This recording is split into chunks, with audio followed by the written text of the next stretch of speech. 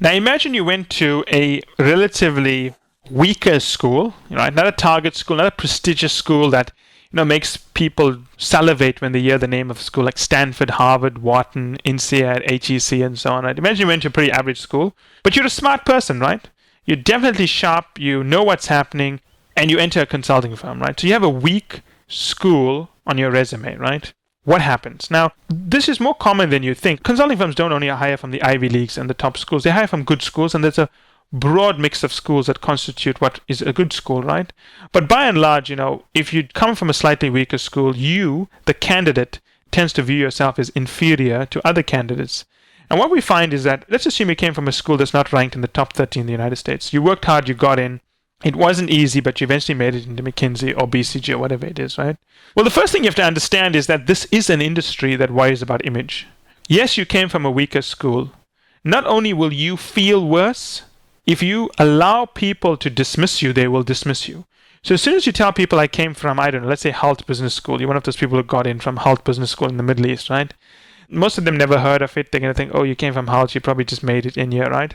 You're going to be treated badly. Not explicitly, but implicitly, people are going to dismiss you. In the back of their head, they're going to say, well, he came from Halt.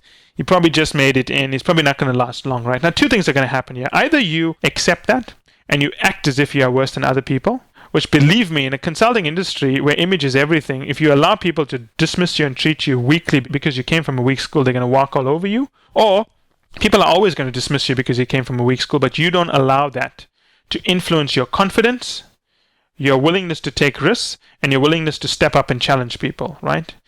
Consultants ultimately are bullies. They're intellectual bullies. They're intellectual bullies because they know they came from the best schools. They know they're highly trained. They know they have the name of McKinsey or BCG behind them. So when they step into a ring with someone, they can push you around. If you come from a weak school, you cannot allow that to happen to yourself. I went to a good school, but not a great school. I didn't go to Harvard, right? I didn't go to one of these amazing business schools. I went to a school that is renowned for scientific skills, but not for business skills. And even though it's renowned for scientific schools, when I joined, it certainly wasn't a target school for consulting firms, right? Today, it's more or less a target school, but when I joined, it wasn't a target school. And I remember sitting in my first meeting, and a Wharton MBA sitting across from me, a nice guy, and he was telling me about, I've done this many times, and I think you should do the pricing analysis the way I asked you to do it. He's much older than me. He's like 35 years old, right? And I'm looking at him now. It's all about mindset, right? I could have very easily have said, you know what? He went to Wharton. He's older than me. He's more experienced. He's about 35 years old. I'm guessing he's about 35 years old, right? Maybe 33, 35, I don't know, somewhere around there. He's about 33, 35 years old, and he must know better. I'll just follow him. If you allow people to walk all over you and tell you what to do, you're never going to make it. You have to think for yourself.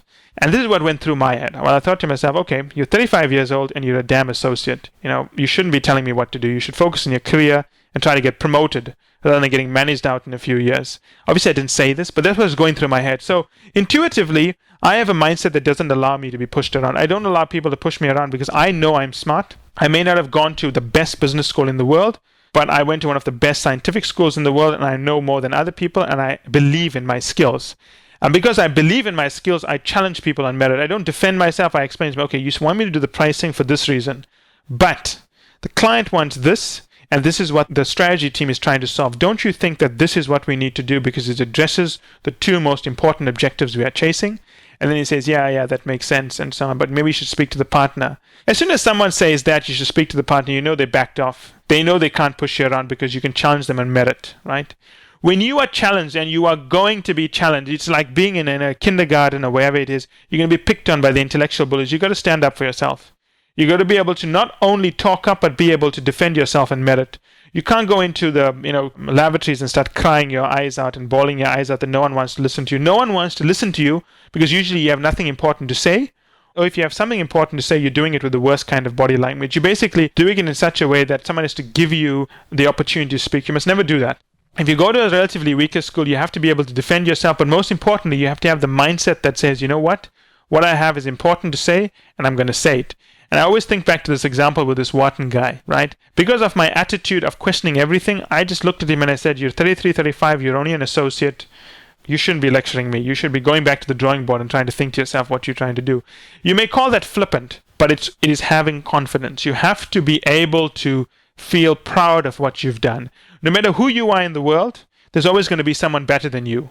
And if the only way to be confident is to be better than everyone else, then you're automatically going to be very miserable throughout the rest of your life. You have to have confidence in your skills and use whatever skills you have, okay?